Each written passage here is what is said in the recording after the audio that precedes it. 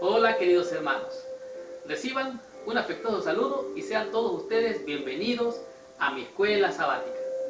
En esta semana estamos estudiando una lección que podríamos decir que es prácticamente el eje central de la lección de todo este trimestre. En realidad, la lección de esta semana, su título es Lecciones del Santuario. Algunas veces podemos nosotros ver muchas cosas alrededor y no aprender, o aprender de las cosas que vemos a nuestro alrededor. Y esta semana promete enseñarnos todo lo que son las lecciones del santuario paso a paso. Y vamos a estudiar temas muy interesantes, como por ejemplo, ¿dónde está el lugar de su presencia? El santuario estaba dividido técnicamente, podemos decir, en dos partes, pero tenía una parte que era la parte exterior. ¿Dónde estaba la presencia del Señor? Eso vamos a descubrir esta semana. Pero también vamos a estudiar cuál era el deseo de Dios para los sacerdotes, para su pueblo y también para todo el tabernáculo y los utensilios que allí se utilizaban. Vaya la redundancia. Pero también vamos a comprender y a conocer los objetivos usados en el santuario. ¿Cuál es el propósito de esos utensilios? ¿Para qué servían? ¿Cómo se usaban? Eso vamos a estar comprendiendo. Y también vamos a descubrir cuál era el centro de actividad divina allá en el santuario. Este es un tema de grande interés, porque comprender cuál era la actividad divina allí dentro de la comunidad del pueblo de Dios, vamos a saber cuál era el rol que jugaba el santuario y Dios mismo allí en el centro donde Él se encontraba. Y para terminar, vamos a ir hasta que entre en el santuario de Dios. Estos temas vamos a estar escuchando esta semana y descubriendo de qué se trata esta lección. Sin más preámbulos, estudiemos la lección de esta semana y descubramos las lecciones del santuario, el maná que nos manda nuestro Padre Celestial desde el cielo para esta semana. Muy bien, el versículo clave para la lección a memorizar de esta semana se encuentra en el capítulo 25 de Éxodo, el versículo número 8. Dios en su palabra dice así: y harán un santuario para mí y habitaré en medio de ellos. Es interesante notar y saber el grande anhelo y deseo de nuestro Padre Celestial. El Señor le dice a Moisés: van a hacerme un santuario para mí. O sea, un santuario era la morada de Dios. El santuario era el tabernáculo de Dios. O sea, mejor dicho, donde Dios habitaría en medio de su pueblo, como la Biblia lo enseña. Dice: me harán un santuario para mí y habitaré en medio de ellos. O sea, el grande y maravilloso anhelo del Señor era vivir en medio de su pueblo, estar en el centro con ellos para cohabitar juntos, vivir juntos. De esta manera Dios mismo estaría con su pueblo. La lección de esta semana, lecciones del santuario, es, podemos decir, una base principal de toda la lección de este trimestre. Resulta que, como ustedes recordarán, el santuario estaba dividido, se podría decir, en tres secciones. Estaba el atrio exterior, que es la parte de afuera, como quien dice el patio. Estaba el santuario, pero el santuario estaba dividido en dos partes. Estaba el lugar santo y el lugar santísimo. El lugar santo del lugar santísimo estaba dividido por el velo, pero se encontraba en la parte este la entrada principal, en la parte del este, donde se entraba al santuario. Solo tenía una entrada. La lección de esta semana trae una ilustración muy interesante. Esta es la parte este, que lo primero que se encontraban allí era el altar del holocausto. Allí en el altar del holocausto era donde literalmente se asaba la carne de los sacrificios. Pero antes, en la parte oeste, de allí mismo, se encontraba el lavacro, o lo que nosotros conocemos como la fuente, para lavarse las manos y los pies los sacerdotes antes de ministrar, para que no muriesen. Y más hacia adentro nos encontramos con, podemos decir, lo que era el santuario mismo. En el santuario se encontraba, en la entrada, en la parte norte, se encontraba la mesa de los panes de la preposición, o 12 panes que representaban las 12 tribus de Israel. Y en la parte sur se encontraba el candelero, en la parte sur estaba el candelero, el cual se mantendría siempre alumbrando y estaría iluminando el lugar santo. Para pasar al lugar santísimo, tenía que usted pasar, por así decirlo, al altar del incienso. Todo esto son simbolismos. El altar del sacrificio tenía que usted llegar primero pasando por el lavacro, lavándose las manos y los pies, para ofrecer el sacrificio en el holocausto. Pero al pasar al lugar santo, tenía usted a su mano derecha, en la parte norte, los 12 panes de la preposición, y en la parte izquierda, o sea, en la parte sur, el candelabro, y de frente tendría lo que sería el altar del incienso. Todo esto es un simbolismo. Jesús era el pan de vida. Estaba allí pan de vida para las 12 tribus. Allí mismo también estaba el candelero. Eso significa la presencia misma de Dios, que lo alumbraba por medio del aceite. En otras palabras, la unción del aceite hacía iluminar el candelero, que representaba la misma presencia de Dios, el cual había sido hecho a martillo, de puro oro. Pero también tenemos el altar del incienso, que representa las oraciones que van y ascienden hacia el cielo como olor grato hacia nuestro Padre Celestial. Y pasando ese velo, entramos al arca del testimonio, lo que nosotros conocemos como el lugar santísimo. El santuario era una de las mayores ilustraciones que Dios usó para enseñarnos el significado del Evangelio. En otras palabras, el santuario es el Evangelio en miniatura. Al estudiar el santuario esta semana, veremos en este esquema que estamos hablando ahorita, cada uno de esos, podemos decir, lugares, y vamos a descubrir poco a poco cada uno de ellos. Estudiemos la lección del día domingo y descubramos qué nos enseña el Señor con el tema que es el lugar de su presencia. Continuemos con la lección de esta semana. Muy bien. En esta sección, la lección del domingo, el tema presenta que es el lugar de su presencia. Si hay un lugar donde Dios se manifestó de manera viva, de manera literal, con su presencia, fue allí en el santuario. El Señor le pidió a Moisés en Éxodo 25:8, le dijo: y harán un santuario para mí y habitaré en medio de ellos. En el jardín del Edén, Dios se paseaba y se presentaba ante la criatura, ante Adán y Eva, y hablaba con ellos cara a cara. Sin embargo, el pecado quitó a nuestros primeros padres la comunión directa con nuestro Padre Celestial. Esto rompió el lazo que había entre el Creador y la criatura. Sin embargo, el Creador deseaba gozar de una profunda relación del pacto con la humanidad caída, y comenzó este proceso allí mismo en el Edén. Un tiempo después de liberar al pueblo de Israel de Egipto, al liberar a Israel de Egipto y establecer el santuario y el sistema de sacrificios, Dios otra vez tomó la iniciativa de traer de nuevo a la humanidad su presencia viva, allí mismo en el desierto. Resulta que al hacer el santuario, donde habitaría Dios, su presencia, se manifestaría la presencia de Dios, el pueblo de Dios o el pueblo de Israel se acampó alrededor con sus tiendas del santuario. En otras palabras, el santuario estaba en el centro y estaban las 12 tribus rodeando el santuario. De esta manera Dios hacía el papel de rey del pueblo de Israel. ¿Por qué? Porque Él reinaba en medio de su pueblo. Así es que los israelitas pusieron sus tiendas alrededor del tabernáculo, y todo esto tenía un propósito. Dios había dicho: habitaré en medio de ellos. Otro propósito del santuario era proveer un lugar para un sistema de adoración centralizado, divinamente ordenado porque la presencia de Dios estaría en medio de su pueblo.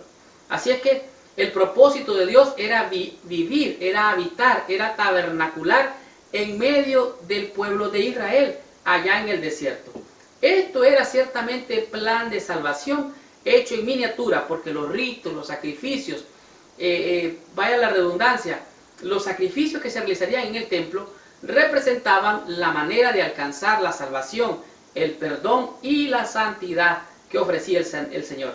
El santuario revelaba detalles del plan de salvación que incluía no solo los sacrificios, sino también el ministerio del sacerdocio como una parte importante integral del plan de salvación. Así es que el santuario de Dios o el tabernáculo de Dios era el lugar de su presencia. Allí estaba la Shequina de Dios, allí estaba la viva presencia de Dios, allí en el lugar santísimo. Por eso Dios pidió a Moisés: me harán un santuario para mí y habitaré en medio de ellos. Aprendamos de la lección del día lunes y descubramos cuál es el mensaje de esta sección con el tema que es sed santos. Muy bien. En la sección del día lunes el tema es sed santos.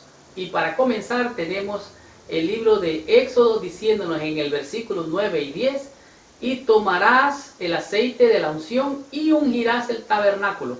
Oiga bien, Dios le está pidiendo a Moisés: vas a tomar del aceite de la unción y vas a ungir el tabernáculo y todo lo que está en él. O sea, él estaba santificando o dedicando todas las cosas o los utensilios de Dios para el servicio de Dios en el tabernáculo, y los estaba santificando. Y los santificarás con todos sus utensilios y serás santo. Ungirás también el altar del holocausto y todos sus utensilios, y santificarás el altar, y será un altar santísimo. Oiga bien, ya había sido santificado, por lo tanto era santísimo. El santuario era dedicado a Dios, en otras palabras, había sido apartado, separado para un servicio exclusivo a Dios. Esa es la idea de ser santo. Leo literalmente: el santuario había de ser considerado santo. La idea básica de santidad es estar separado y ser singular, junto con pertenecer a Dios. En otras palabras, todos los utensilios eran para el servicio de Dios. Habían los servicios que se realizaban ahí en el santuario, los que ministraban los sacerdotes. Habían también ofrendas que se ofrecían, pero también habían sacrificios. Todo esto representaba o era igual al sacrificio santo de Cristo Jesús. Para que el pueblo pudiera tener un conocimiento correcto del plan de salvación y un recto entendimiento de su deber, era de la máxima importancia que en todas las personas relacionadas con el santuario hubiera santidad de corazón y pureza de vida, reverencia para Dios y estricta obediencia a sus requerimientos. Así es que, como dijo el Señor: habla a toda la congregación de los hijos de Israel y diles: santos seréis, porque santo soy yo, Jehová vuestro Dios. La idea de la santidad es que Dios desea, anhela fervientemente que nosotros seamos santos como Él es. Somos santos porque Dios nos santifica. Nuestros pensamientos, nuestra conducta y nuestra obra es santificada por su Espíritu. Nosotros hemos de vivir, sentir, hablar y pensar en santidad. Esto es lo que quiere decir ser santos. Hemos de crecer en santidad. Dios quiere que crezcamos en santidad al llegar a estar más cerca de Él. Este cambio únicamente puede producirse por medio de una entrega de nuestra naturaleza pecaminosa y una disposición a hacer lo recto, sin importar las consecuencias. El Señor dice: sed santos. ¿Por qué? Porque yo soy santo. Estudiemos la lección del día martes con el tema que es los objetivos del santuario. Muy bien, en este día es una sección que podemos decir abarca todos los elementos principales de lo que es el santuario. El tema de este día es los objetivos del santuario. Y cuando en este título se refiere a los objetivos o a los objetos del santuario, se refiere propiamente a los utensilios. De todos los objetos del santuario, el arca del testimonio era un símbolo supremo de la presencia y santidad de Dios. Al hablar del arca del testimonio, nos referimos al lugar donde se encontraba prácticamente la misma presencia de Dios. Estaba el arca del testimonio y sobre ella estaba el propiciatorio. El propiciatorio, sobre él, es donde prácticamente entraba una vez el sacerdote a hacer expiación. Sobre el propiciatorio estaban los querubines que se encontraban frente a frente y con sus alas extendidas. Allí mismo el propiciatorio era prácticamente donde Dios estaba juzgando literalmente a su pueblo. Desde allí, nuestro Dios compasivo y lleno de gracia reconcilió a la gente consigo e hizo toda provisión para que se mantuvieran en una relación de pacto con Él. ¿Qué es lo que está hablando aquí? Bueno, en el arca del testimonio, dentro del arca del testimonio o debajo del propiciatorio, se encontraban las dos tablas, los mandamientos de Dios, el pacto de Dios con su pueblo Israel. Además de eso se encontraba una taza con el maná, con un poco de maná, pero adicional a eso también se encontraba la vara de Aarón que había florecido, tal vez ustedes recuerdan. ¿Qué representaba eso? Bueno, representaba el sacerdocio y la perpetuidad del sacerdocio. Así es que estaba el propiciatorio, pero un poquito más adelante nos damos cuenta que Jesús es el propiciatorio mismo, el que Dios propició para tu salvación y para mi salvación. Resulta que en el lugar santo, saliendo del lugar santísimo, nos encontramos con el altar del incienso. El altar del incienso era donde prácticamente se elevaban las oraciones y ese humo tapaba prácticamente la visión para que el sacerdote no viera la presencia misma de Dios. En el lado izquierdo nos podemos encontrar con la lámpara, o mejor dicho, con el candelero, que tenía 7 brazos y que se mantenía permanentemente encendido, como simbolizando la presencia del Señor mismo permanentemente. Al lado derecho se encontraban la mesa de los panes de la preposición o de la presencia de Dios. Eran 12 panes que representaban las 12 tribus del pueblo de Israel. Así es que nos encontramos con todos estos utensilios. Pero allí mismo había algo bien interesante. También sobre la mesa se ponían platos, cucharas, cubiertas y tazones. Aunque se da muy poca información sobre este significado de estos elementos, parece que representaban los elementos de una comida de pacto. Esto es muy interesante, porque aquí Dios se hacía presente y todos estos utensilios representaban, como quien dice, cierta festividad donde se encontraban para hacer una ceremonia de pacto, representada con estos utensilios, donde estaban los panes de la preposición, el candelero, el altar del incienso. Todo esto nos lleva a una sola cosa. Los objetos del santuario nos llevan a lo que es la justificación por la fe, la cual se encuentra en Romanos capítulo 3. Es el versículo en la parte de abajo de este día. Y nos lleva del versículo 25 al 28. Pero voy a leer desde el 23. Por cuanto todos pecaron y están destituidos de la gloria de Dios. Oiga bien, siendo justificados gratuitamente por su gracia, mediante la redención que es en Cristo Jesús, a quien Dios puso como propiciación por medio de la fe en su sangre. O sea, Jesucristo fue puesto como propiciación por medio de la fe en su sangre. Versículo 26. Con la mira de manifestar en este tiempo su justicia, a fin de que Él sea el justo. Oiga bien, Jesucristo sea el justo y el que justifica al que es de la fe de Jesús. En otras palabras, en la medida que tú ejerces fe en Jesucristo, crees en su sacrificio, aceptas su sangre de redentora, tú eres justificado. Conocer todos estos elementos del santuario está bien, es muy importante, pero el Cordero de Dios que quita el pecado del mundo, Él es el que fue propiciamente sacrificado para salvarte y para salvarme. Versículo 27. ¿Dónde pues está la jactancia? Queda excluida. ¿Por cuál ley? ¿Por la ley de las obras? No, sino por la ley de la fe.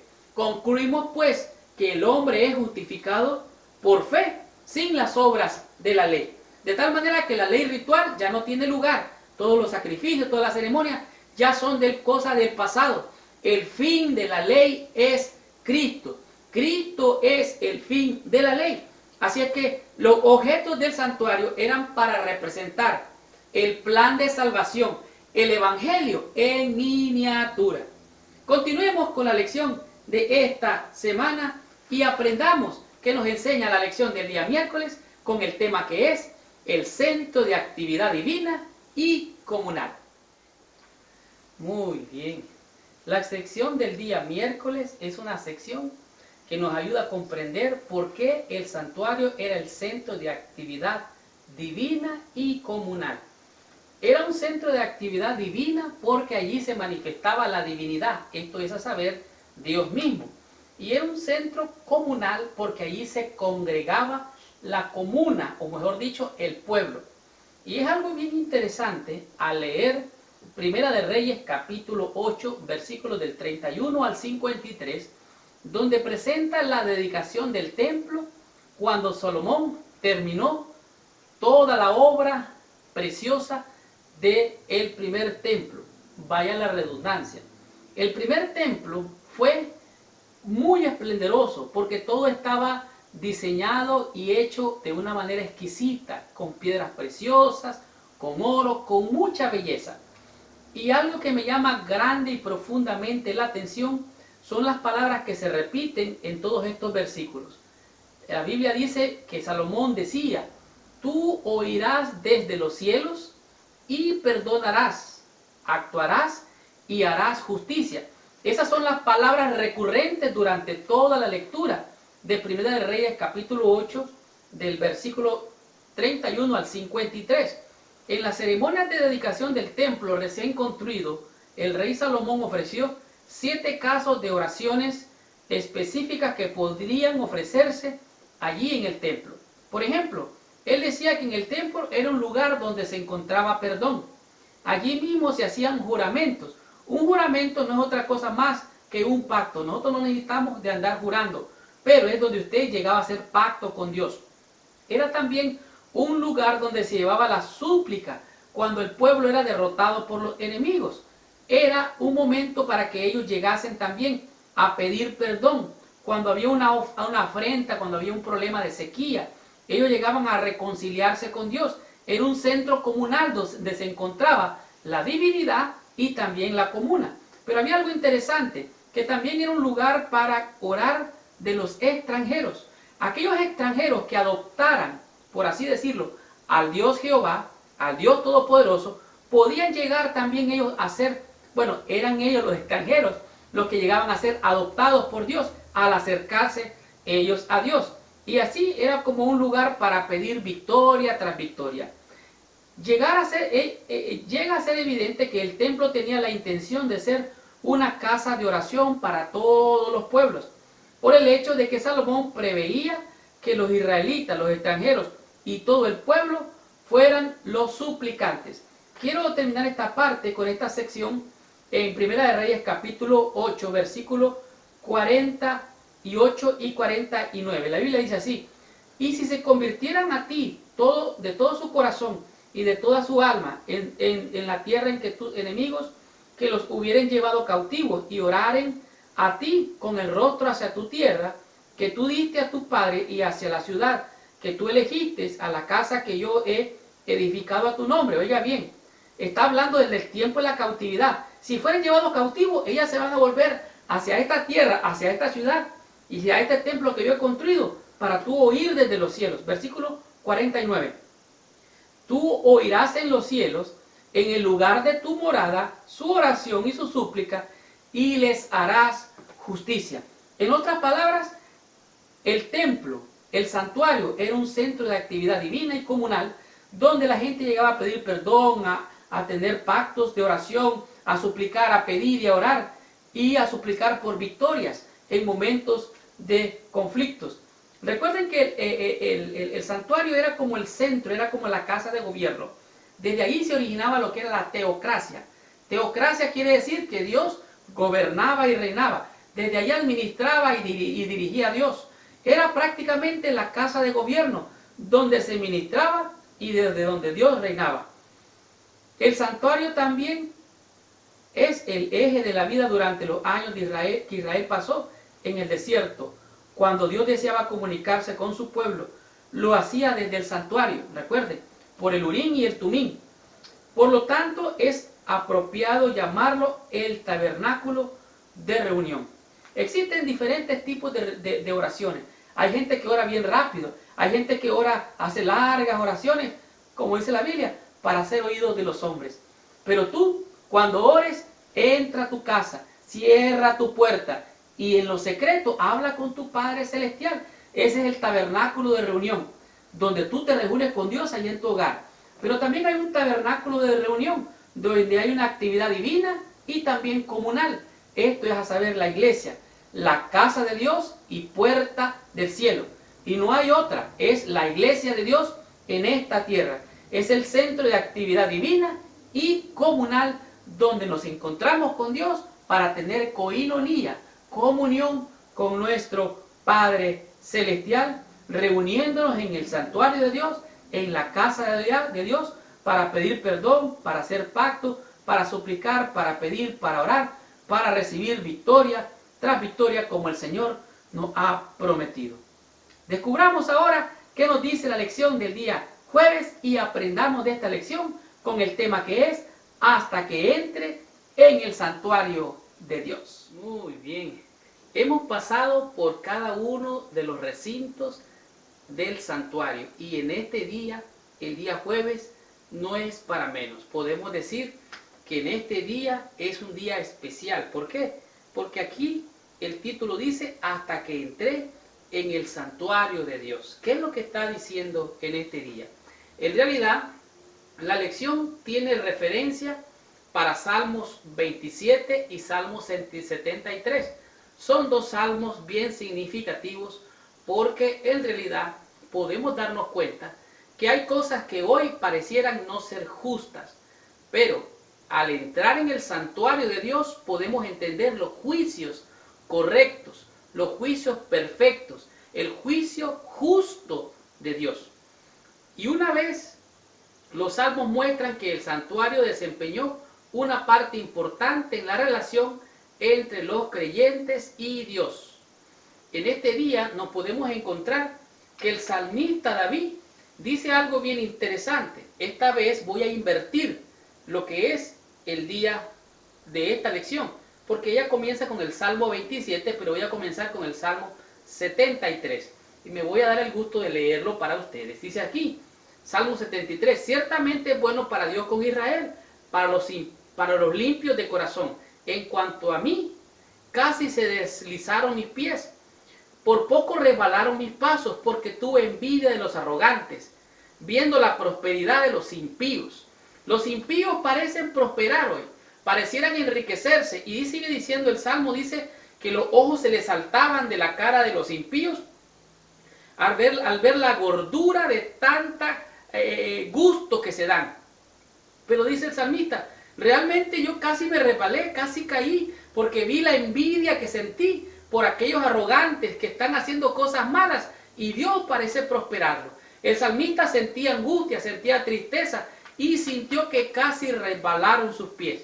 Pero vayamos al versículo 3, dice, porque tuve envidia de los arrogantes viendo la prosperidad de los impíos. Versículo 17, hasta que entrando en el santuario de Dios, comprendí el fin de ellos. Entrando en el santuario de Dios, el salmista entendió que allí había un juicio. El impío que está haciendo mal, que está haciendo lo incorrecto y parece prosperar, en realidad su fin es de muerte. Y el justo que parece hoy estar allí, flaco, pobre, semidesnudo, oiga, no se olvide, no he visto justo desamparado, ni su simiente que mendigue pan. Esa es la promesa de Dios. Y el salmista dice, tuve envidia a los arrogantes. Entonces, a fin de mostrar cuánto se deleitaba en el santuario, David usó el rango completo de expresiones para referirse a él, llamándolo casa del Señor, templo, tabernáculo y tienda. Allí uno puede meditar y contemplar la hermosura de Jehová.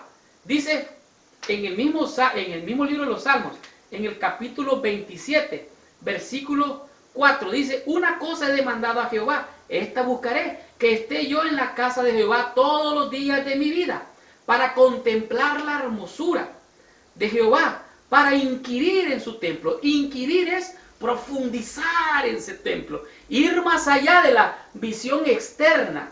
Versículo 5, porque él me esconderá en su tabernáculo en el día del mal, me ocultará en los reservados de su morada, sobre una roca me pondrá en lo alto. Jehová levantará mi cabeza sobre mis enemigos y que me rodean, y yo sacrificaré en su tabernáculo los sacrificios de júbilo. Cantaré entonces alabanzas a Jehová. Entonces el salmista David miraba la injusticia, y cuando usted logra entrar, oiga, perdón, ¿vamos a entrar al santuario? No.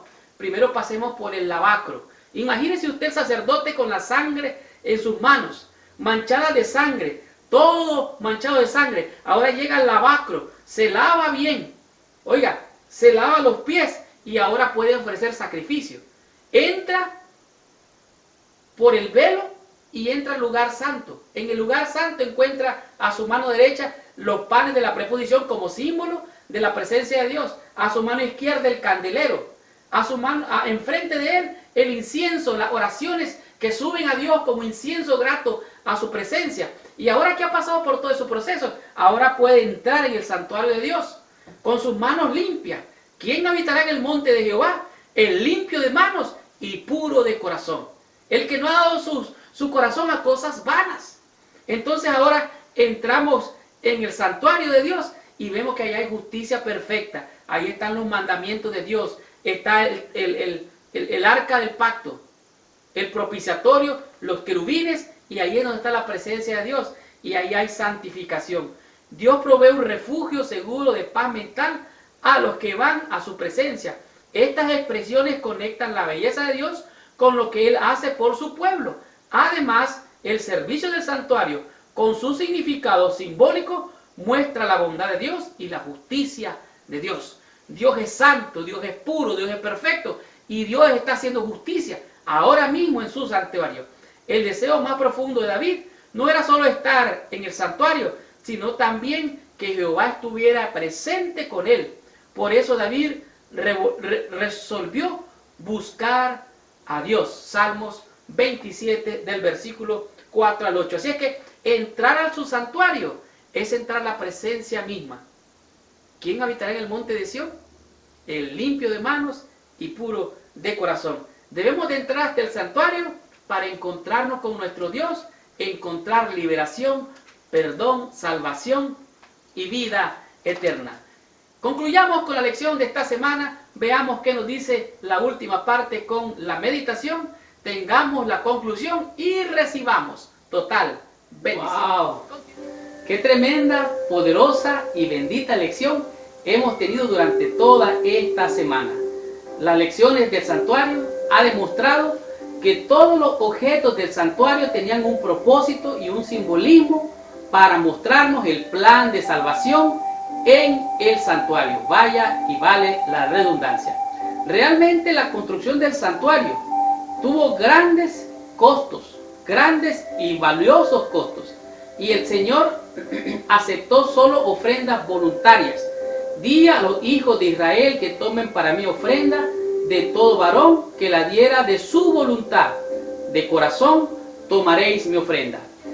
Los hijos de Dios reunieron el oro, la plata, las pieles pintadas, o podemos decir coloradas, en diferentes colores: azul, púrpura, carmesí, la plata, el oro, el bronce, y también hay un metal, es el más inferior entre todos ellos, pero bueno, no importa.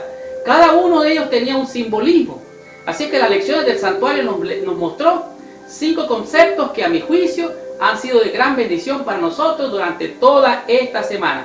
Por ejemplo, el lugar de su presencia. Nos dimos cuenta que allá en el Edén Dios estaba presente. Dios estaba con la primera pareja. Y al caer en pecado hubo una ruptura, una separación, un divorcio entre Dios y la criatura. Pero Dios deseaba morar con sus hijos. Y podemos ver que ya en el desierto, cuando el pueblo había salido de Egipto, Dios le dice: hágame un santuario, una morada para habitar, para vivir en medio de nosotros.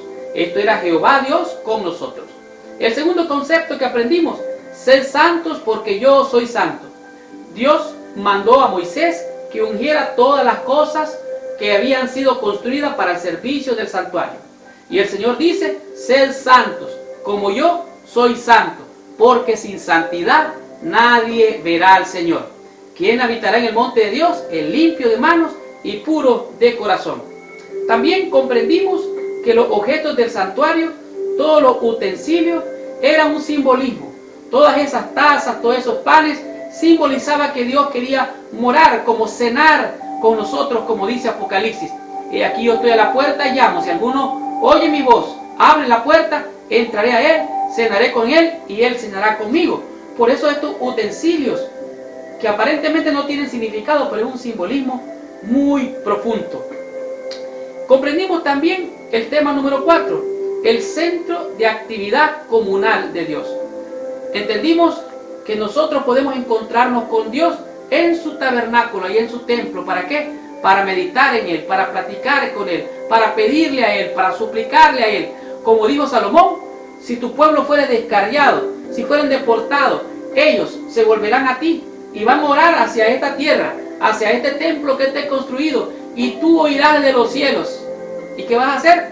Vas a hacer justicia. Y esto nos lleva al quinto concepto, el cual es: hasta que entré en su santuario.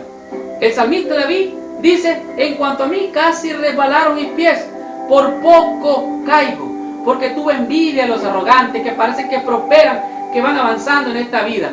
Pero cuando entré en el santuario me di cuenta que allá hay justicia, allá hay juicio y hay misericordia. Y todo aquel que hace lo malo tendrá un día su retribución.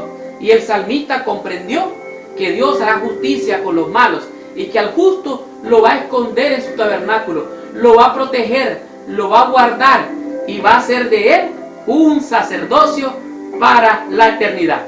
Esta fue la lección número 4. La próxima semana estaremos estudiando la lección número 5 con el título que es la expiación, ofrenda de purificación.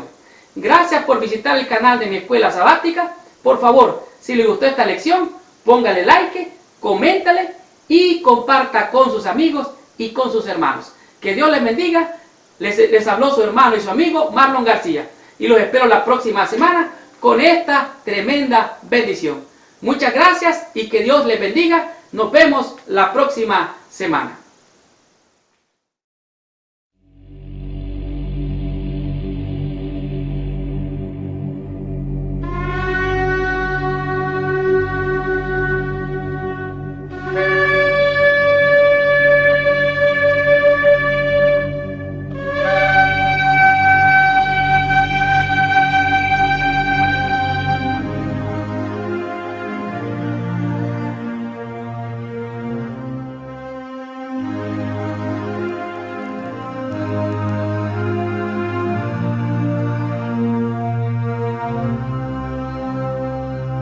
Y Jehová le dijo a Moisés: harás también una fuente de bronce, con su base de bronce, y la colocarás entre el tabernáculo de reunión y el altar, y pondrás en ella agua.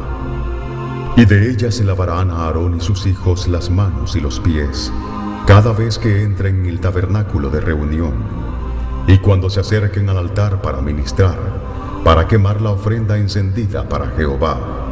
Siempre se lavarán con agua antes de ministrar, para que no mueran. Y lo tendrán por estatuto perpetuo Aarón y su descendencia por sus generaciones.